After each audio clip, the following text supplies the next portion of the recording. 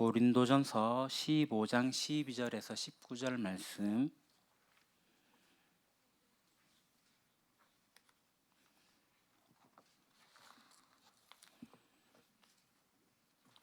제가 하나님 말씀 봉독하겠습니다.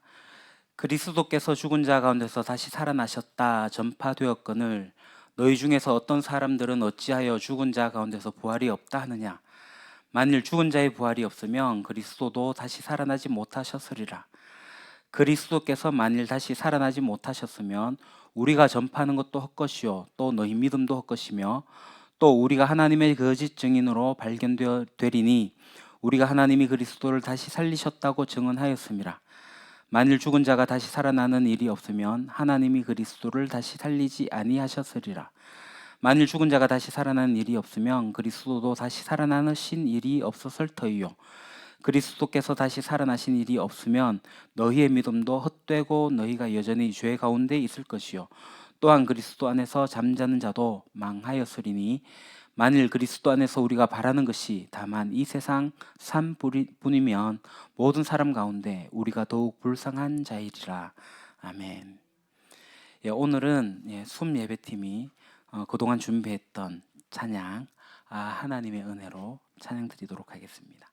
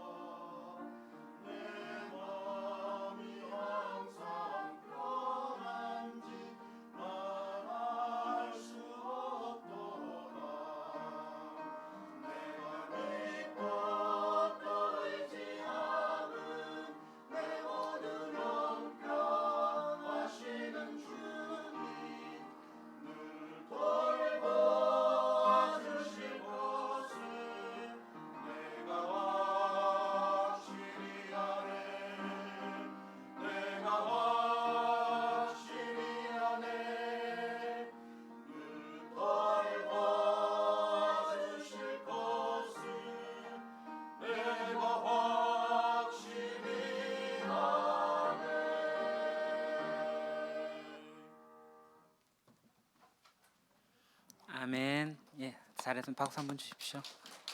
감사합니다.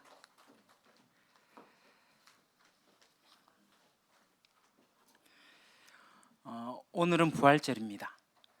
만약에 여러분 이런 생각해 보셨습니까? 부활이 없었다면 어떤 일이 있었을까? 일단은 우리가 만나지 못했을 것 같아요. 그리고 오늘 이렇게 부활절을 지키지도 않았을 거고요. 당연히 부활절이 없으니까 부활절 계란도 못 먹었을 거고요. 부활절이 없으면 어쩌면 이 기독교가 여러 절기가 있는데 그 중에서 가장 큰 절기는 아마도 예수님이 십자가에 달려 돌아가신 날이 가장 큰 절기가 아닐까. 우리가 제삿날을 챙기듯이 예수님의 돌아가심을 생각하면서 그냥 슬프게 예배하지 않았을까 이런 생각도 듭니다. 그러니까 부활이 없으면 기독교는 어쩌면 슬픔의 종교일 겁니다. 생각해보면 우리가 드리는 이 예배나 또 개인으로 드린 예배나 모든 예배는 마치 장례식과 같은 그런 예배가 아니었을까 그런 생각도 해보게 되고요. 좀만 더 생각해보게 되면 어쩌면 기독교가 존재할 수 있었을까? 기독교 자체가 없었을 수도 있겠다. 왜냐하면 예수님께서 십자가에 달려 돌아가신 이후에 제자들은 뿔뿔이 흩어졌거든요. 그러니까 부활이 없었다면 부활의 증인이 없었을 것이고, 그러면 이 증인이 아무것도 전해주지 않으니까 우리가 어떻게 예수님을 믿을 수 있었겠습니까? 설마 기독교란 종교가 잠시 있었다 하더라도 극소수만은 비밀 종교가 되지 않았을까? 그렇게 생각해 봅니다. 그래서 우리는 부활이 없었다면 우리는 만나지 않았을 존재다. 그렇게 생각을 해요. 그러나 감사하게도 예수님께서 부활하셔서 우리가 이렇게 만나고 또 함께 예배드릴 수 있게 되었습니다. 오늘 본문에 보게 되면 바울이 정말로 부활이 없었으면 어떤 일이 있었을까 이렇게 가정하면서 이야기를 하고 있어요. 초대교회에는 부활이 없다고 주장한 사람들이 도처에 있었거든요. 먼저 유대교의 율법주의자들 중에서 일부가 그랬습니다. 구약을 전체로 보게 되면 구약의 앞부분에는 부활 사상이 나타나지 않아요. 뒷부분에 가면서 다니엘서 12장, 이사야서 25장, 26장 이런 곳에서 이제 부활 사상이 나타나기 시작하거든요. 나중에라도 한번 찾아보십시오. 근데 율법주의 중에서 일부 세력은 이제 구약 전체를 인정하지 않고 모세오경, 토라, 율법서만을 성경으로 인정을 해요. 그러니까 구약 성경에 있는 5권, 창출, 레민신 이 5권만 인정하고 역사서, 예언서, 성문서 이런 것들을 성경으로 인정하지 않기 때문에 그러니까 앞부분만 생각하면 부활에 대해서 없거든요. 부활에 대해서 희미하게 나타나긴 하지만 부활을 믿지 않습니다. 그 대표적인 집단이 어떤 집단이냐면 바로 사두개파예요. 여러분도 성경 보시면 아시겠지만 신약에 사두개파와 바리새파가 부활이 있다 없다 하면서 막 논쟁하는 것들을 보신 적이 있을 겁니다. 그리고 사마리아 사람들도 이 구약 성경의 예언서를 성경으로 인정하지 않았어요. 이들도 사마리아 오경이라고 해서 모세 오경만 가지고 성경을 인정하기 때문에 부활을 인정하지 않았습니다. 그리고 지금 바울이 와 있는 곳은 헬라 지역입니다. 고린도입니다. 그 헬라 사상에 물든 사람들, 헬라의 유물론의 영향을 받은 사람들이 바로 이 고린도 지역에 있는 사람들이거든요. 아마 여러분 한 번쯤은 들어보셨을 겁니다. 에피쿠로스 학파. 이 에피쿠로스 학파는 죽으면 끝이다 이런 것을 주장했던 사람이에요. 그들에게는 부활이 없습니다. 죽으면 끝이니까. 그리고 플라톤주의라고 들어보셨죠? 플라톤은 영혼 불멸을 주장했습니다. 그리고 몸의 부활은 부인을 했습니다. 그러니까 플라톤주의자들은 이데아 사상, 영의 사상은 중요하게 여겼지만 몸에 대해서는 하찮게 여기기 때문에 몸의 부활은 의미가 없다라고 했었어요. 그러니까 이 헬라 지역에 있던 고린도 교회에 속해 있던 사람들도 부활을 안 믿는 사람들이 많이 있었을 거라고 생각을 합니다. 그리고 이 초대교회의 대표적인 이단이 영지주의자들인데요. 영지주의자들은 기본적으로 영에 대해서 이렇게 깊이 생각하고 숭배하고 있기 때문에 성령 체험을 받은 것을 일종의 부활로 생각하고 있었어요. 그래서 우리가 성령을 받았기 때문에 우리는 이미 부활했다 이런 주장을 했던 것이 영지주의자들입니다. 그러니까 이 고린도 교회에는 부활이 없다라고 하는 사람들이 있었고 바울은 아니야 부활이 있다라고 이야기를 지금 하고 있는 겁니다. 그러니까 부활이 없다면 우리가 선포한 복음은 다 거짓말이고 복음을 전하고 있는 저들은 다 사기꾼이다 그리고 그 복음을 듣고 예수님 믿는 사람들은 다 속아 넘어간 사람이다. 이렇게 바울이 이야기하고 있는 거죠. 그리고 우리의 죄의 문제도 마찬가지로 부활이 없다면 해결되지 않았을 거다. 그렇게 14절, 17절에서 이 죄의 문제까지도 이야기하고 있습니다. 그러면서 바울이 18절에 이어서 하기를 그리스도 안에서 잠든 사람들도 멸망했을 거다. 이렇게 얘기를 합니다. 그러니까 예수를 아무리 잘 믿어서도 죽으면 에피쿠로스 학파가 말했던 것처럼 죽으면 거기서 끝. 그러니까 부활이 없으니까 아무런 의미가 없다라고 이렇게 이야기를 하고 있는 거예요. 부활이 없다면 그렇다는 겁니다. 그래서 바울이 19절에 부활이 없었다면 우리 모두는 불쌍한 사람일 거다.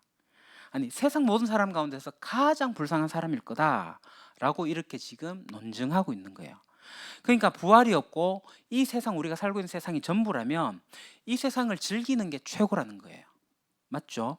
만약에 부활이 없고 우리가 사는 세상이 전부고 죽으면 끝. 그러면 우리가 굳이 신앙생활 열심히 할 필요가 없죠. 매주 이 시간에 이렇게 모일 필요가 없어요. 열심히 사랑하면서 숨기는 일을 할 필요가 없습니다. 그건 어쩌면 바보 같은 일이 될 것입니다. 그래서 세상 사람들이 보게 될 때 그리스도인들은 정말 바보고 정말 어리석은 사람이라고 하는 것. 그러니까 지금 바울이 그런 이야기를 하고 있는 거예요. 그래서 부활이 있다라고 바울은 이야기를 하는 겁니다. 그럼 부활이 가지고 있는 그 의미가 뭔가? 부활은 그 자체로도 매우 중요한 의미를 지니고 있는데요. 첫째로 이 부활하신 예수님은 죄와 사망의 권세를 이기신 분이심을 보여주는 겁니다. 그러니까 죄와 사망에 의해 가지고 압도되어지신 분이 아니라 이 죄와 사망을 이겨내시고 부활하셨다. 그 예수님이 이 죽음의 권세를 이기신 분이라는 것을 보여주는 것이 부활이고요.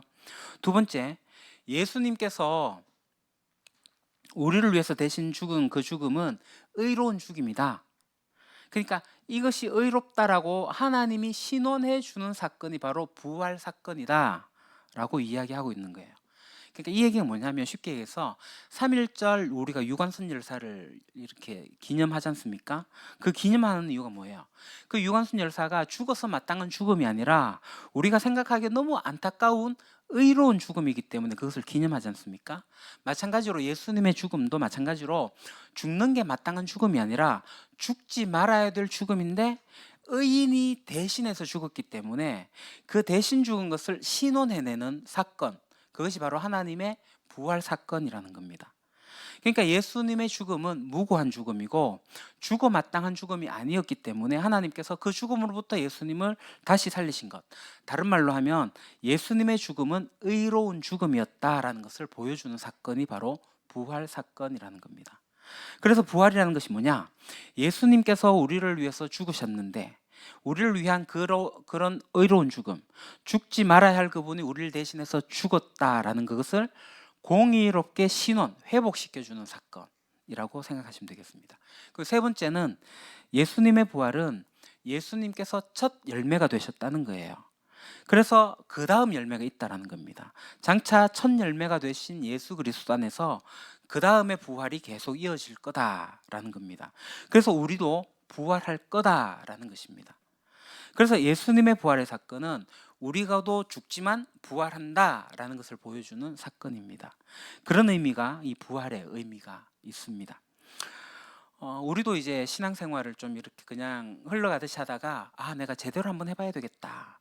이렇게 갑자기 이렇게 사람이 변할 수가 있잖아요. 그러면은 주변에 있는 사람들이 갑자기 놀랍니다. 너 갑자기 왜 그래? 뭐 이렇게 묻지 않습니까? 왜 그래요? 그러니까 우리가 그러면 왜 신앙을 잘해봐야 되겠다. 그런 생각을 할 수 있을까요? 그것은 바로 죽으면 세상이 끝나는 게 아니라 끝난 세상 이후에 또 다른 세상, 하나님의 나라의 세상이 있기 때문에 하나님의 사랑과 정의가 있기 때문에 그래서 우리는 이 세상에서 씨름하고 또 이 세상에서 인내하고 수고하고 견디면서 살아가는 거죠. 그게 신앙생활입니다. 신앙생활은 뭐 기도 잘하고 예배 잘 드리고 뭐 헌금 많이 내고 봉사하고 막 이런 것도 물론 해당되겠지만 이 세상 가운데서 하나님 나라 백성으로서 죽음 이후에 또 다른 세상을 미리 앞당겨서 살다 보면 환란이 오고 어려움들이 오고 고난이 와요. 그럴 때 우리가 해야 할 일은 참고 견디고 인내하는 거예요. 씨앗이 떨어져서 참고 견디며 잘 간직하게 될 때에 나중에 열매를 맺듯이 우리의 신앙생활이 그렇다라는 거죠. 그러니까 이것은 우리의 영생에 대한 완벽한 투자입니다. 참고 견디고 있는 것. 그래서 우리가 신앙생활을 하게 될 때 우리가 신앙생활을 잘 한다는 것은 뭐냐면 교회에 속하여서 내가 손해보지 않는 삶이 아니라 내가 손해보는 것이 오히려 슬기로운 신앙생활이다라는 거예요.